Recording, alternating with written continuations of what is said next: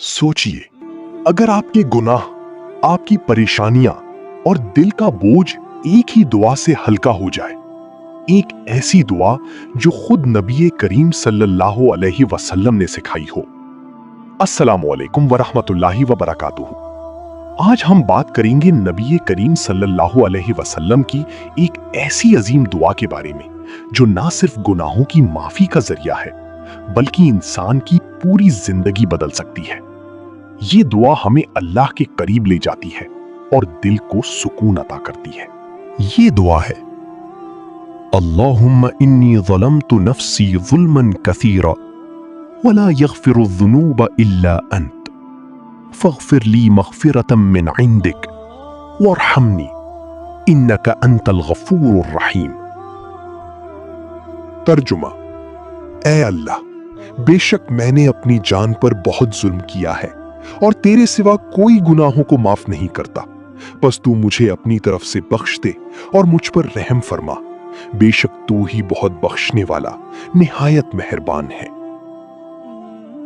ये दुआ हजरत अबू बकर सिद्दीक रज़ी अल्लाहु अन्हु ने नबी सल्लल्लाहु अलैहि वसल्लम से सीखी।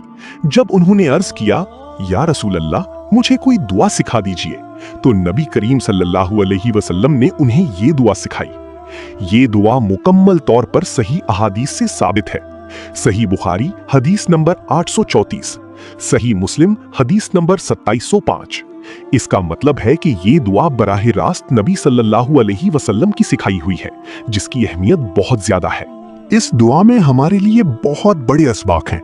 नंबर 1, अपने गुनाहों का एतराफ। इंसान जब अपने गुनाहों को मान लेता है तो अल्लाह की रहमत उसके करीब आ जाती है।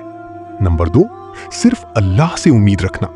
गुनाहों को माफ करने वाला सिर्फ अल्लाह है। नंबर 3, मग़फ़िरत और रहमत दोनों मांगना। ये दुआ हमें सिखाती है कि हम सिर्फ माफी ही नहीं बल्कि अल्लाह की रहमत भी तलब करें। ये दुआ हमें ये भी सिखाती है कि चाहे हम कितने ही गुनाहगार क्यों ना हो, हमें अल्लाह की रहमत से कभी मायूस नहीं होना चाहिए। अगर आप चाहते हैं कि आपकी जिंदगी में सुकून आए, गुनाह माफ हों और अल्लाह आपसे राजी हो जाए, तो इस दुआ को अपनी रोजमर्रा जिंदगी का हिस्सा बना लें, खास तौर पर नमाज के बाद। आज ही इस दुआ को याद करें और दिल से पढ़ें। इंशाअल्लाह आप अपनी जिंदगी में तब्दीली महसूस करेंगे। अगर आपको ऐसी मुस्तनद इस्लामी वीडियोस पसंद हैं तो चैनल को सब्सक्राइब करें, वीडियो को लाइक करें और कमेंट्स में लिखें, या अल्लाह मुझे माफ फरमा दे।